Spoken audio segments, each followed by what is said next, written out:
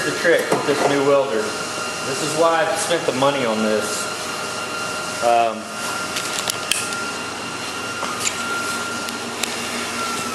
So you can see the welds, they're really flat.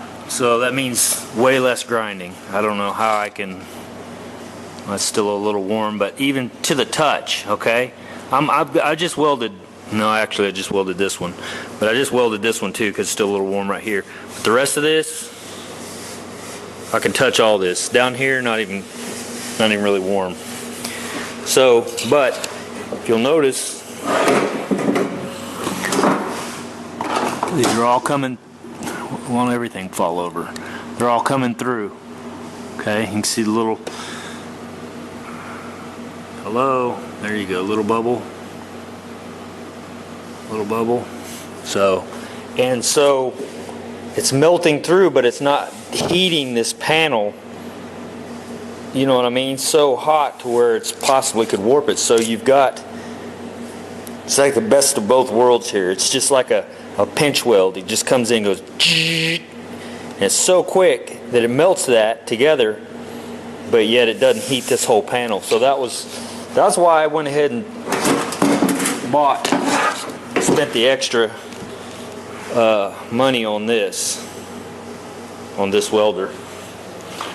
And that's the Miller-Matic 211. You guys have already seen that. I've got this set on 1/8 inch thickness, and the wire speed is 6.5. That's what it called for. I could also set it on 030. This tends to, from what I'm seeing, just put out a little bit too much wire speed if you got it on the auto set, which is, it's not bad. I mean, it still welds fine. It just makes your beads just a little bit higher. I think that maybe that was on auto set. It's just a little bit higher. Like some of these are almost like I won't even have to really grind them. They're just almost flat. Most of them actually. So I don't have this big ball of shit sitting up on top of it. Then I'm going to have to sit with a grinder for, 45 minutes after I'm finished welding. So anyway, I thought I'd show you that. See ya. Alright, here's something else I want to show you. I'm welding through this copper weld through primer also. So I've turned this machine up just a little bit. This is 62 thousandths a piece, so it's an 1/8 inch thick complete. So I went to the full thickness of the 1/8 inch. You're also talking about a big panel here. So you've got the giant heat sink that it is in itself. But yes, that setup is making this perfect. All these are so flat. I mean, they're just so nice and flat. I'm literally going to spend 3 to 5 minutes grinding all this down. And you can see the consistency. Very, very consistent.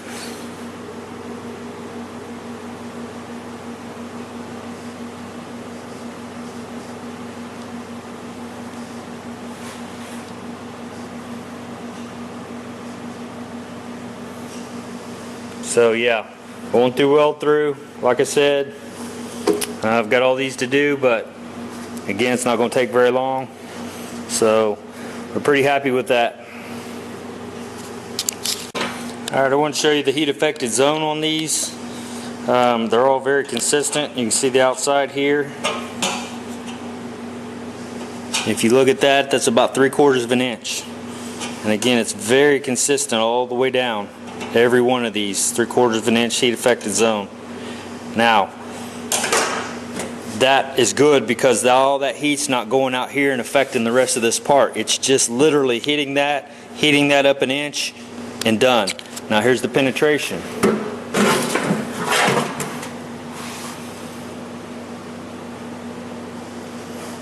See, just a little tiny dot coming through. All you want is a little bit of distortion coming through. It doesn't have to be a big blob, doesn't have to mirror like the top. You don't want all that. You don't want that much coming through. You just need a little bit just to show you got a little bit of penetration. So when it melts, when it's just liquefying the back of the metal, you know you're good. You're good. So you can see all through here.